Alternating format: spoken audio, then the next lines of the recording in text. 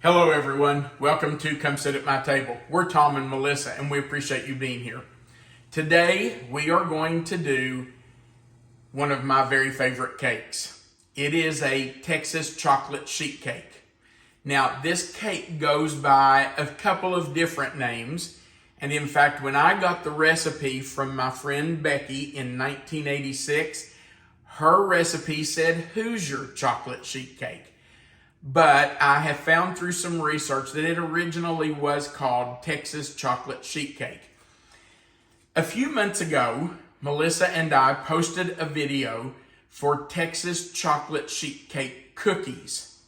That recipe came from Jan and Blue Taylor in Texas, but in the comments under that recipe, several people asked if we had a Texas chocolate sheet cake recipe that we could share because they would like to make the cake. So today, that's what we are doing. Now, I do want to take just a second to tell you that I think I just said this recipe came from my friend Becky Jones. She and her husband were great friends of mine. Bill still is. I taught school with Bill when I first started teaching, and Becky taught at a different school, and they just became great friends. They later moved to another county and taught there, but they were my friends from the first day I met them. Unfortunately, Becky passed away several years ago, but Bill is still a great friend of mine. So I share this recipe today in Becky's memory. Okay, let's talk about what we're going to use to make this cake. We're going to start with 2 cups of all-purpose flour, 2 cups of white granulated sugar, 1 teaspoon of baking soda, and 1/2 teaspoon of salt. Now that's what we're going to sift together first. Then we're going to bring to a boil in a small saucepan 2 sticks of butter, 4 tablespoons of cocoa, and 1 cup of water. And once that comes to a boil, we will pour it over those dry ingredients that we have sifted together. And then after that mixes, we will add in 1/2 cup of buttermilk, 2 whole eggs, and 1 teaspoon of vanilla. Every recipe that we post that uses buttermilk, we get at least one person asking, what can I substitute in place of the buttermilk? Nothing. You really need the buttermilk for this. It has, and I'm using whole fat buttermilk. It has butter fat in it. It's got flavor. You really need the buttermilk. And I promise you, if you don't like buttermilk, you won't taste it in this. I cannot drink buttermilk. My mom and dad loved buttermilk. I cannot drink it. But when I put it in something like this cake, I never know it's in there. It just adds flavor, and that fat content just does something to the cake.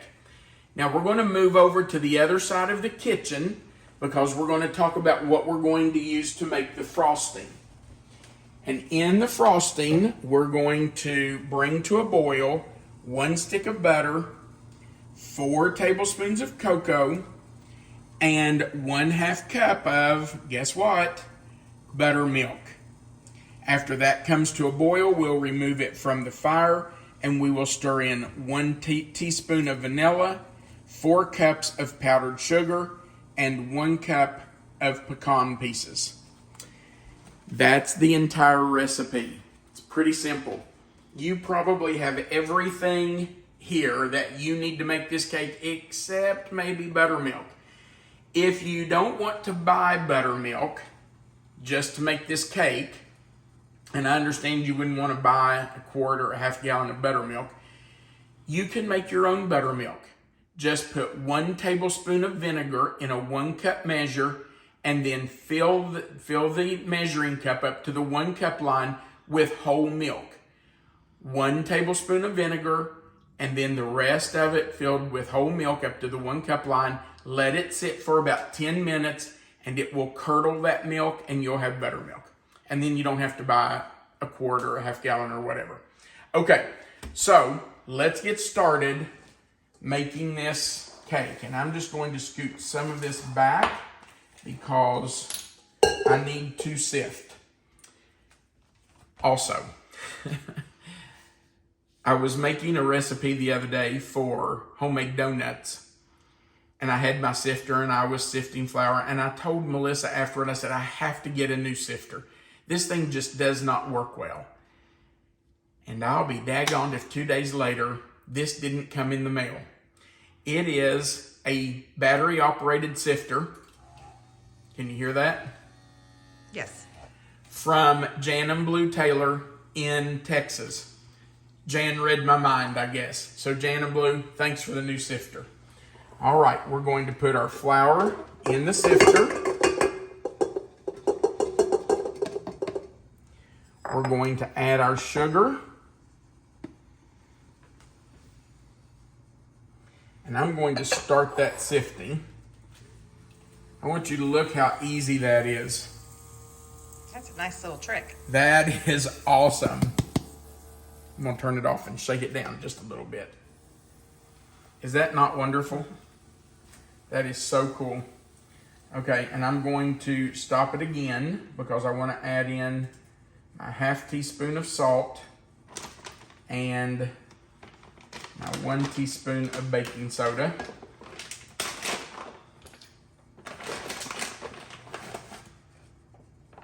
Okay, we'll finish that. I think Jan told us in her letter she decided she needed one too. I think she did. It's like a new toy, isn't it? It is. And let me tell you, it works really well. I wasted all those years hand sifting using a sieve or that old hand sifter. Oh, okay. So we're finished with those 4, and that just goes over to our mixer. Now, we need to bring to a boil our 2 sticks of butter, and I've already melted that butter, so those were just to show you what we were using.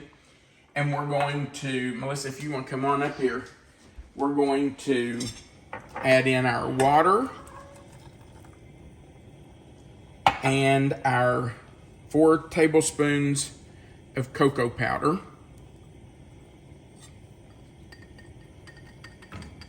Get all that out there if I can. That's good flavor. All right, and I'm just going to whisk that together. I'm going to turn that down just a hair. Now it's going to take a minute for this to come to a boil, but as soon as it comes to a boil, we will take it over and pour it over our dry ingredients in our mixer.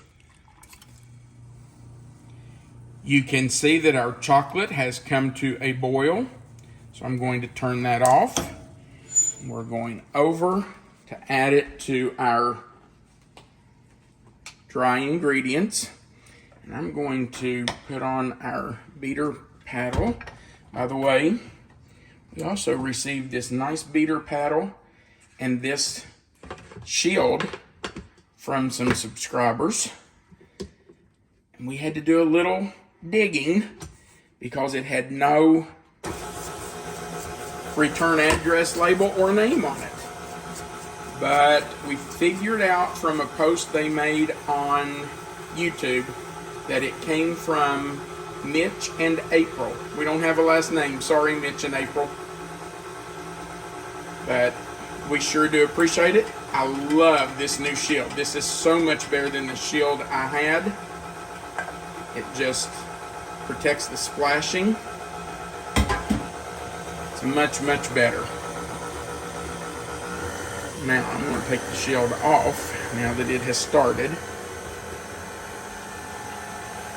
That is so much better than what I had.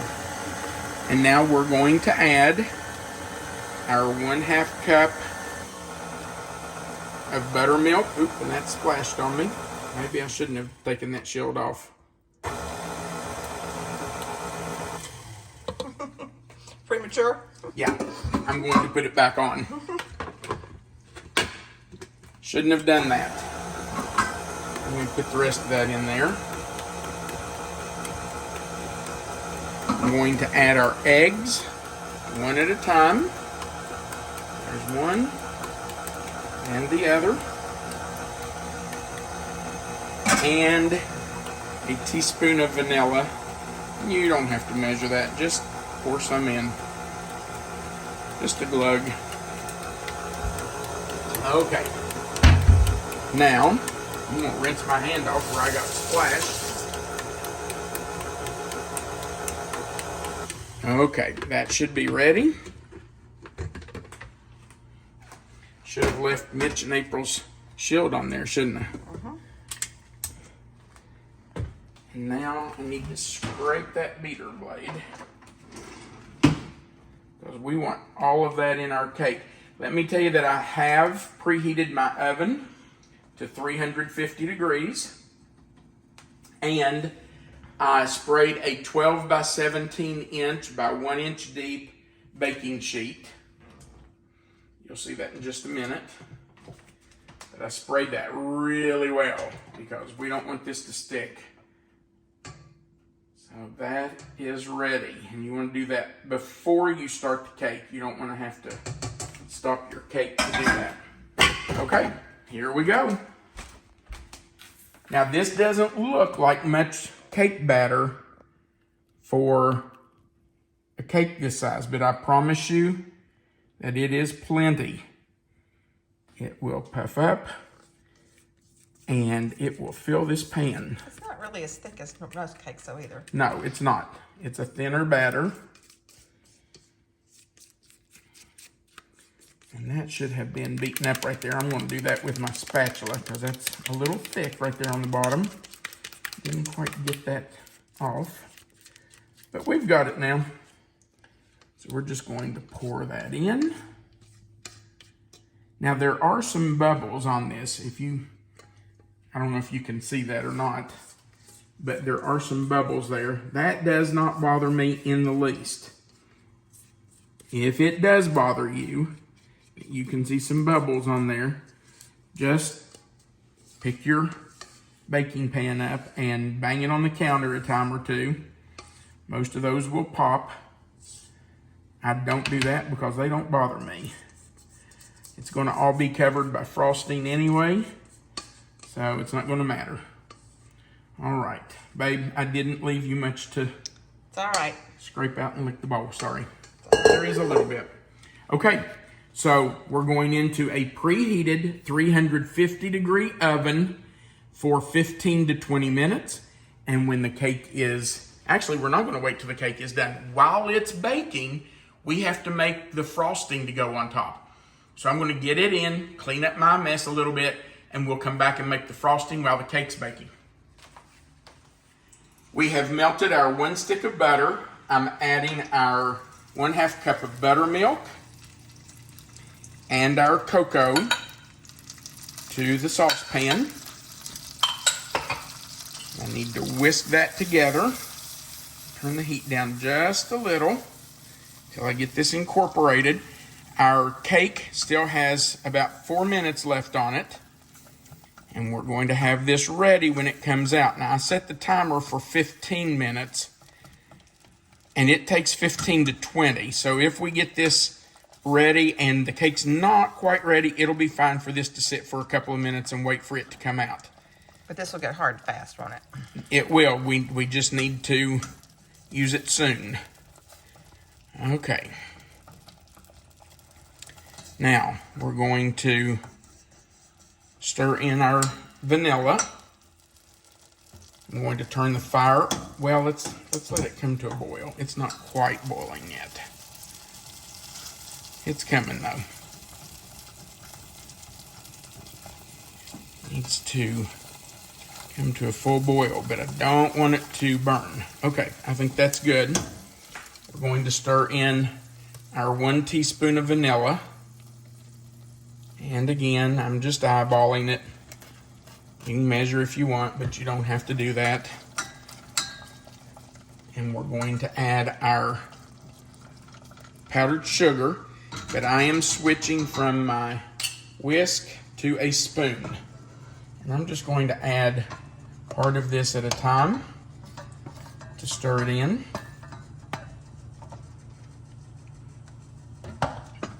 You know, this recipe supposedly originated in 1957 in a newspaper in Dallas, Texas. Now, there's a little bit of controversy about whether that's exactly where it appeared first, but from most accounts that I can find, that's where it first was published and the first time it was given out to the public. That recipe was supposedly made famous by Lady Bird Johnson, First Lady of the United States. In fact, Melissa and I kind of have talked to someone who knew Lady Bird in her later years, and they say that she really prided herself on the fact that she was the one who popularized this cake in Texas and in the United States. She was very proud of the fact that she's the one who really, I don't think she claimed to come up with the recipe, but she claimed to be the one who made it popular. There go our nuts. Well, I can't argue that it wasn't a good choice. Yes. Now, I'm going to check our cake. It's got 30 seconds left on it. And as soon as it's ready, we're going to come back and put this frosting on top of it. And we'll bring you back when we do that. Our cake is out of the oven and we baked it 18 minutes. Now we're going to take our frosting and put right on top of it while it's still warm. We will spread that out once it's all on there. I need to scrape every bit of that out. I'll get my spatula here in just a second. But we need to get all of that out there because we are going to need all of that frosting. So let me scrape off my spoon. It's kind of like putting fudge on top of it. It is. That's pretty much what it is. And it's delicious. Okay. Let me get this out. And we'll try to spread that. But now let me tell you, we have to work fast because this will harden.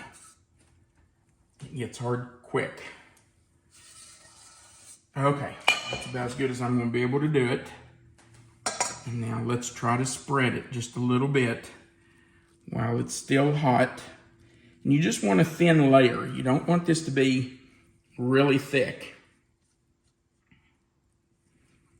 So we'll just spread it out the best we can.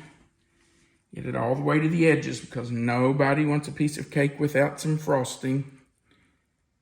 So spread it out there. Now this does need to cool in order to let the frosting on top set up. So once we get it completely covered here, we will let it sit to cool for a few minutes, and it won't take long. It does firm up fast. So let me get this corner right here, Melissa. And this other one, just a little bit more in this other corner. Where, over here? Yes. Oh, yeah, I see it. Yeah, we need some frosting all the way to the edge, don't we? And pull a little from right there to help this corner. Okay. That helped, but then I took all the nuts away from this part. Okay, that's frosted. We're going to let that sit right here and cool. And as soon as it's ready to cut, we'll be back to sample with you. I wish you were here to taste a piece. We'll be back. Our cake has cooled enough that it was really easy to cut, but it's still warm. And that's the way I like it, with a big glass of cold milk.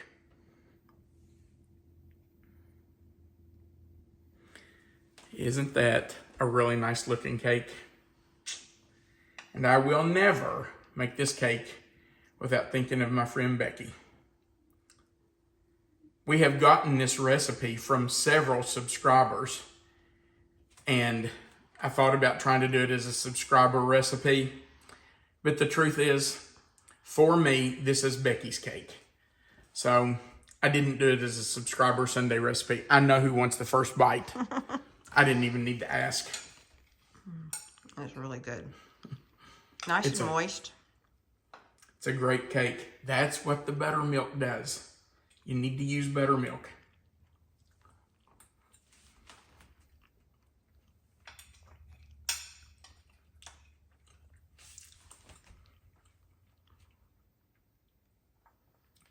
There just are no words to describe this cake. It's fabulous. I don't blame Lady Bird at all for taking credit for popularizing this cake. If you put it out there, people are going to like it. Oh, yeah. We did have some viewers that told us they called it funeral cake or, which is not a very nice sounding, I suppose, but. Well, because it feeds a lot of people. Right. Now, we did cut a huge piece, and that's because we want it to show up in the video, and we have to take a picture for the thumbnail, and you have to have a pretty decent sized piece for it to show up. So, you know, if we were serving this, I certainly wouldn't cut a piece that size to serve, but it feeds a lot of people, and so a lot of people do take it to a funeral. Or it would be good for like a potluck or something. Potluck is perfect. This cake is great at a potluck. It doesn't have to be refrigerated. Great for a summer picnic or a cookout. Lots of good ways to use this. Take it to a church dinner. We've taken this to church dinners a lot. It goes a long way. They cut it into pieces, put it out on plates, and serves a lot of people. And this piece is going to serve me with some milk. Thank you so much for watching our video. We really do appreciate you. Remember that right under this video, you'll see the title of this cake. And if you click on that title or in that box where it is, that description box will expand. Melissa always puts the written recipe right there for you, so you don't have to worry with writing it down as we go. And our contact information is right under that recipe if you'll just scroll down. Also, there's a place at the bottom for you to leave a comment, and we would love to hear from you. So many of you post comments to us, and we love being able to read those, and Melissa responds to as many as she possibly can. Also, it would really help us if you would click that like button. It looks like a thumbs up. And if you haven't before, click the subscribe button. The little notification bell, looks like a little dinner bell beside of it, and the word all. That just helps you join our channel. It's totally free, but it helps build our channel. So that would really help us. And if you would click that share button right under the video and share this to your own page so your friends and family could see it, that would just help get the word out about our channel and maybe help us get more subscribers. So we would appreciate you doing those things for us. Thank you again for watching. I hope you know by now that you are always welcome to come sit at my table. Have a great day.